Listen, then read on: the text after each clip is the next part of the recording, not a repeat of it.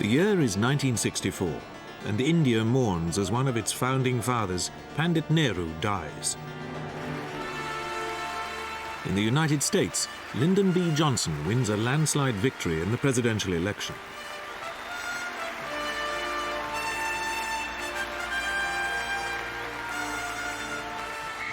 And at Kennedy Airport, there are crowds of another sort. Young New Yorkers greet the Beatles as their first visit to the United States begins.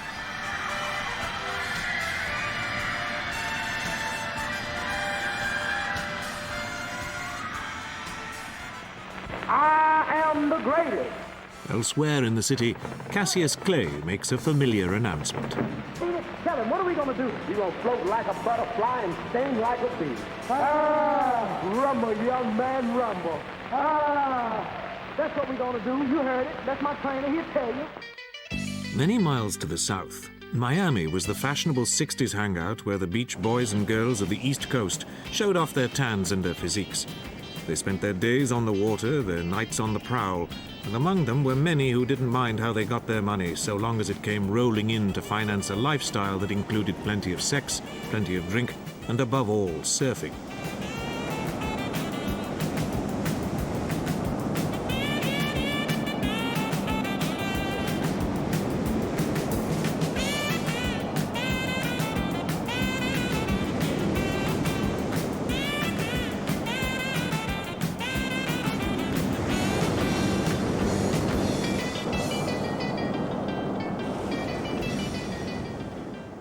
But that autumn of 1964, a trio of surfers left their boards in Miami and flew north to the chill of New York.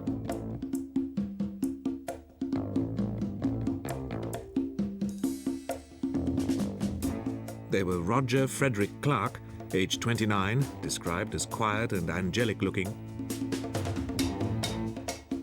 26-year-old swimming instructor and diver Alan Kuhn, owner of a two-masted schooner and a 50-foot speedboat, and 27-year-old surfing champion Jack Roland Murphy, also known as Murph the Surf. They had dreamed a crooked dream down there on the beaches of a way to finance their lifestyle for life, and now they were going to make it happen in the big city. Inspired by generations of Hollywood movies about jewel robberies, their target was the American Museum of Natural History, overlooking Central Park. Over the years, this had become home to one of the world's most dazzling collections of precious stones. The three beach boys checked into the best suite of an expensive hotel about 10 blocks from the museum and identified themselves as an underwater salvage team.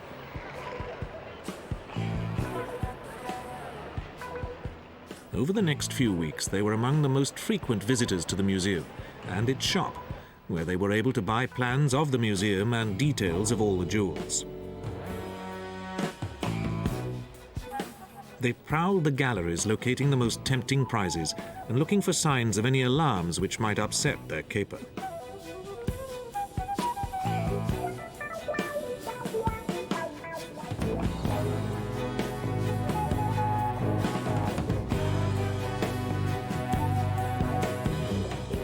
Then, on the night of the 29th of October, they went museum visiting again, after it had closed.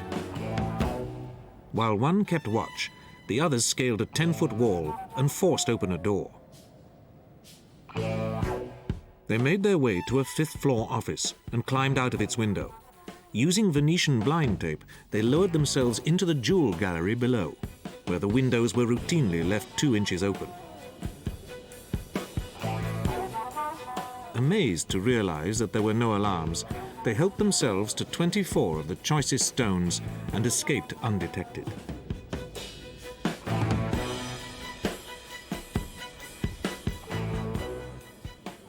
The next morning, the din of police sirens and screech of tires was greater than usual on the streets of New York City.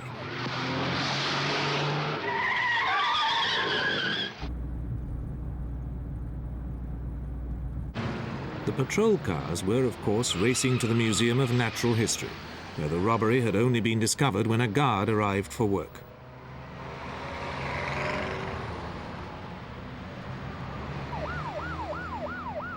As detectives descended on the museum, officials there were in an agony of embarrassment, for they had to explain how the robbers had climbed the wall, made their way to the unlocked fifth-floor office, performed their death-defying stunt 100 feet above Central Park, and got into the J.P. Morgan Hall of Gems and Minerals without any alert being sounded.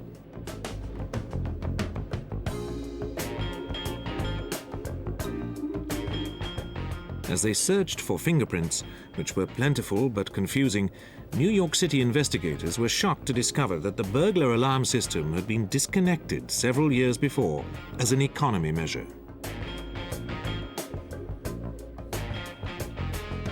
Working with care and ignoring smaller stones, the thieves had cut a piece of glass from the case containing the richest jewels.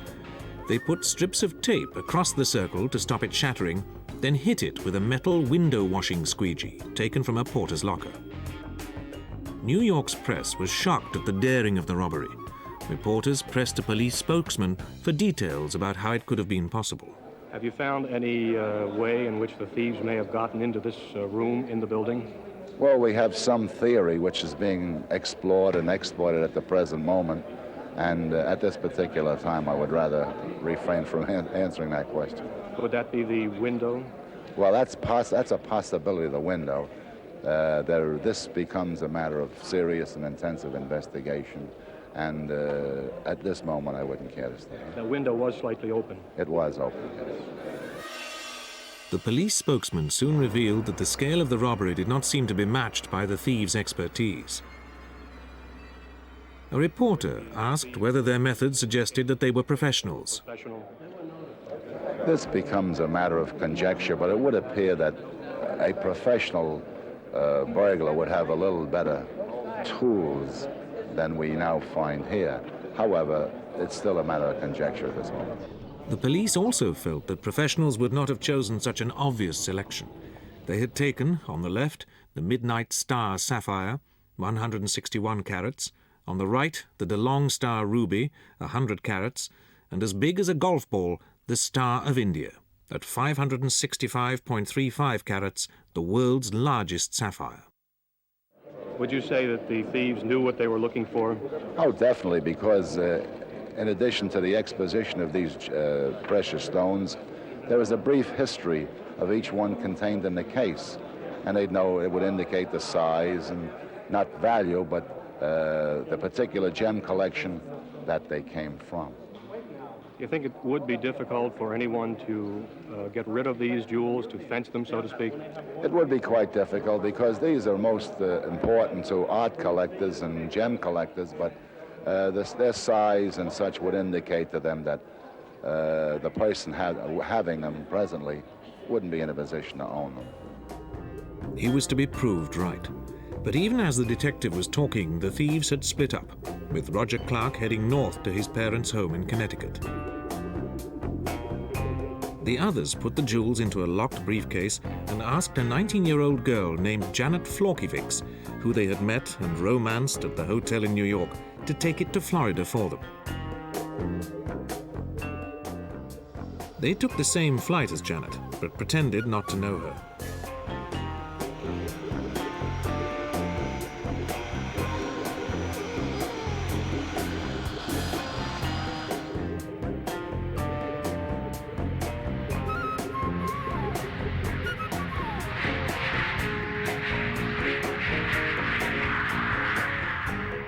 Janet turned out to be the initial lead to the jewel thieves when she became suspicious of the contents of the case she was transporting.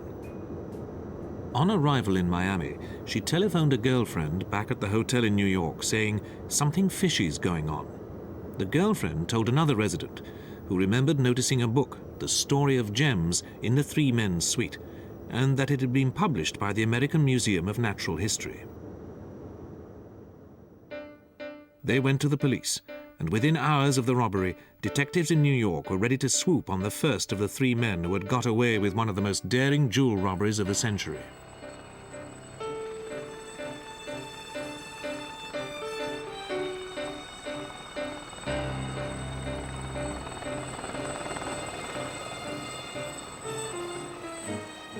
The FBI was waiting at the hotel when Roger Clark drove back to Manhattan to collect his belongings.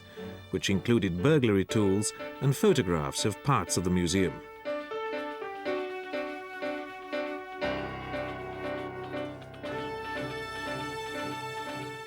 Meanwhile, down in Miami, other agents hammered on the door of the apartment where his two friends lived.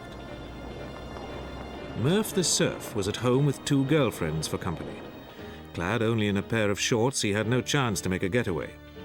"I was supposed to be on my way to Hawaii to surf," he complained. "This has fouled the whole thing up."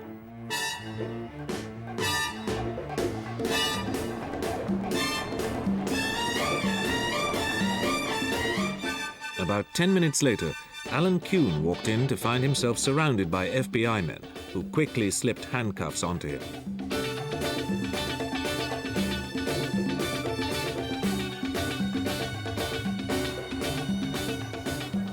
It was Kuhn who had romanced and recruited their nemesis, Janet Florkiewicz, and he now snarled a line James Cagney could have uttered.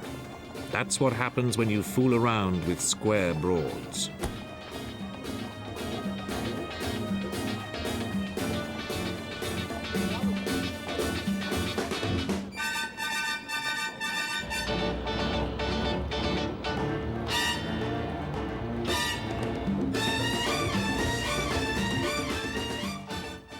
On the 18th of November, they flew voluntarily back to New York to face charges. A deal had already been worked out with their lawyers offering bail in return for cooperation. As long as the trio could keep the FBI guessing where the irreplaceable jewels were, they had a bargaining position, and they knew it.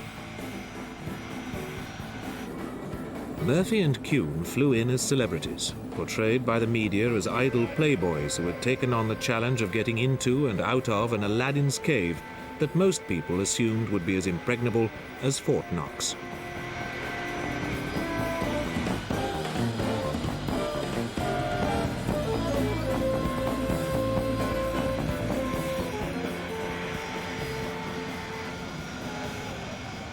Murph the Surf, in particular, caught the public imagination, claiming as he did that it was he who had brought the sport of surfing from Hawaii to Miami, thus helping to launch a whole new American industry.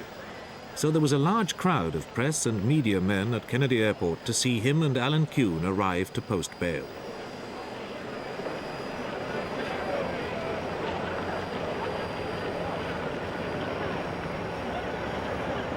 I'm shooting the wrong guy.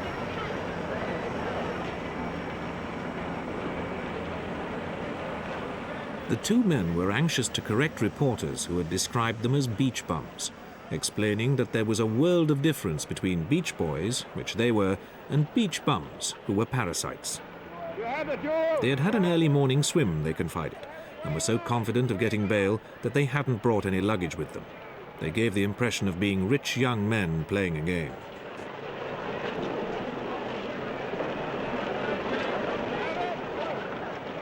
The truth was rather different. The Miami police had been watching them for months. Up to 6 months previously, they had been beach bums, picked up several times for vagrancy.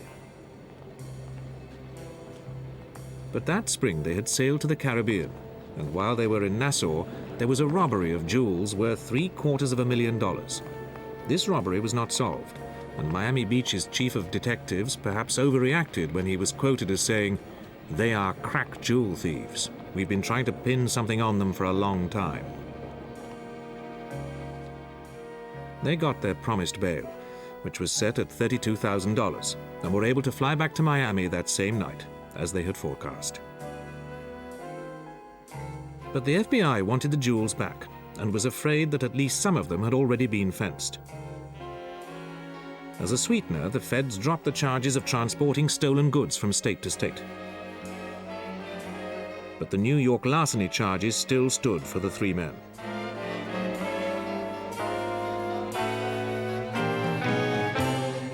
With their sudden notoriety and the publication of their pictures, their shady pasts began to catch up with them. On the 4th of January, on bail from another robbery charge in Miami, Murphy and Kuhn were arrested again as they left a New York courthouse while renewing their bail.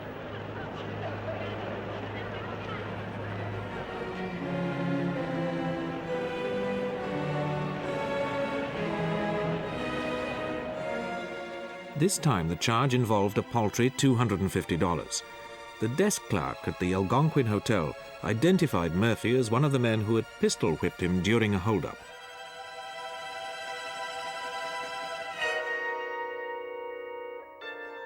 The next day, actress Ava Gabor identified Murphy and Kuhn as the men who had forced their way into her apartment, beating her up and stealing her jewelry worth $50,000.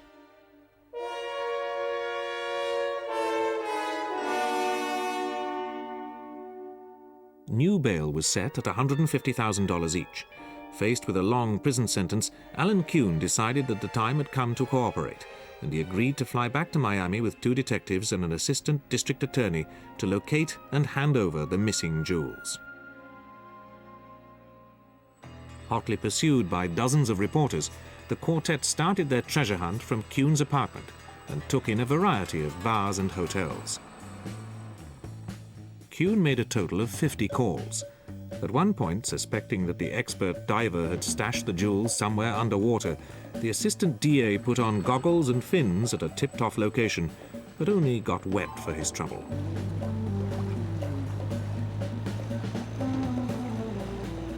Finally, at 3 in the morning on the 8th of January, an informer revealed where the jewels now were.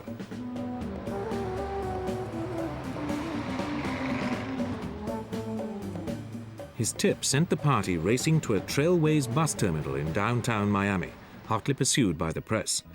There, in locker 911, were the Star of India and 8 other gems in 2 brown suede pouches. The bags were wet and looked as though they had been hidden in the sea, but the water still soaking them was not salty.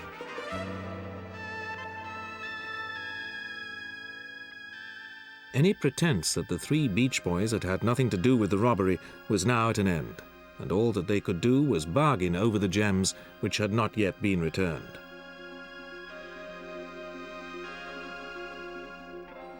They pleaded guilty, and the DA now offered to ask for only a year in prison if the 3 men came up with the rest of the gems, but the 3 robbers had sold them long ago to pay for their legal aid.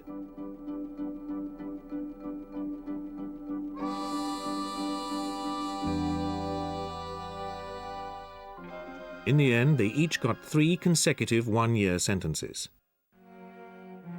But by the time of their sentencing, the DeLong ruby had been acquired by a Miami gangster who offered it to millionaire John D. MacArthur for a $25,000 ransom. Nominated as go-between was writer Francis Amstel. He collected the money and left it, as instructed, in a telephone booth where the phone was ringing.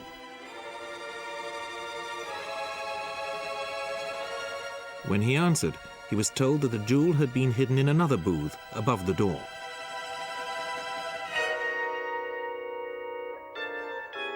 He found it there and passed it over to a jeweler standing by to identify it as genuine. John MacArthur was acclaimed as a benefactor, but controversy soon followed as to the ethics of paying a ransom. Would it not encourage further thefts? Whatever the ethics, the museum was deeply grateful for the return of the jewels. Museum officials accepted that they would never get all the smaller jewels back. 9 of these had almost certainly been broken up and sold in pieces.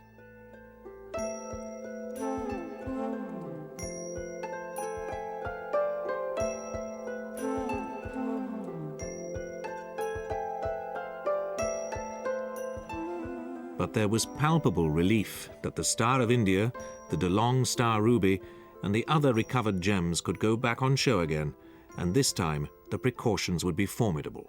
Well, this is a specially designed case that is actually a safe.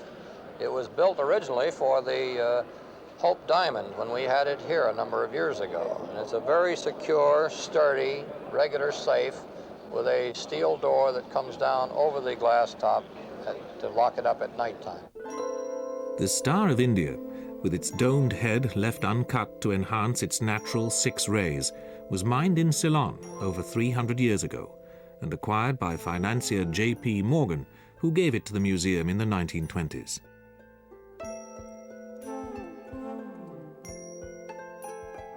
Now, after its theft and return, 5,000 people flocked to see it in one day.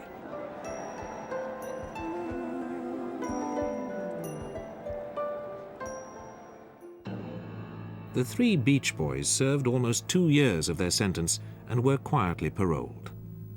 But while the other two slipped from sight, Murph the Surf kept popping up in the public eye. He and Kuhn had escaped a trial for robbing and harming actress Eva Gabor because she was too busy in Hollywood to come to New York. He then went to Los Angeles, where he was soon arrested in connection with several jewel heists. Luckily for him, the evidence was insufficient, so he was allowed to go. Soon after returning to Florida, he was back to his old business.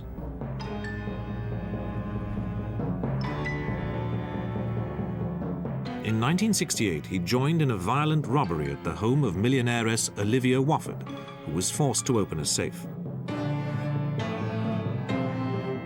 She tripped a secret alarm button, and the gang was caught.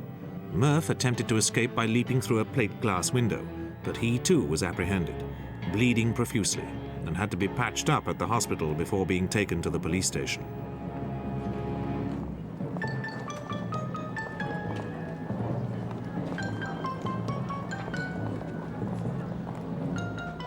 His lawyer argued that he was incapable of understanding right from wrong, and a psychiatrist said that Murphy believed he was a modern Robin Hood.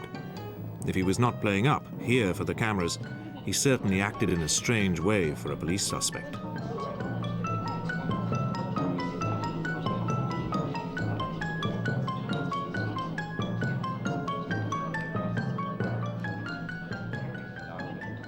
The bloody climax to Jack Murphy's criminal career came in 1969, when he was arrested for murder in the parking lot of Valenti's restaurant in Miami.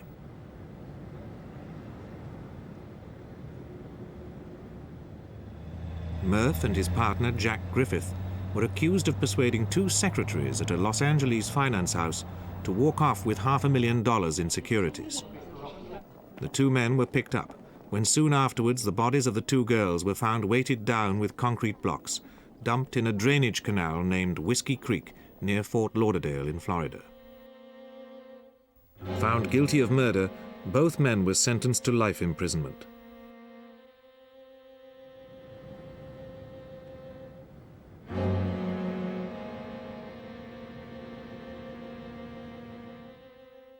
But Murphy appealed on grounds of insanity and was committed to a top-security mental hospital.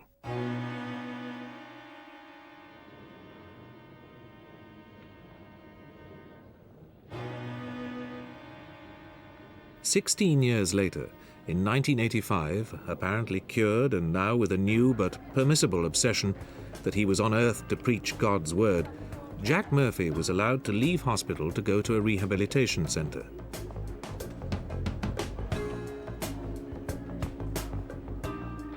Fellow prisoners sang hymns to bid him Godspeed, and the former playboy and jewel thief showed that he could still attract media attention as he claimed to be totally reformed. God has used this system and this experience to help me get my priorities and my life straightened out. The authorities revealed that Murphy had worked hard counseling other prisoners and that he would be eligible for parole in 2 years. But the officer who arrested him for murder seemed less sure. Knowing what I know of him, I just can't bring myself to believe all these things he's saying now. But Jack Murphy had no such doubts. There was many times I didn't believe that I would ever walk out of prison again.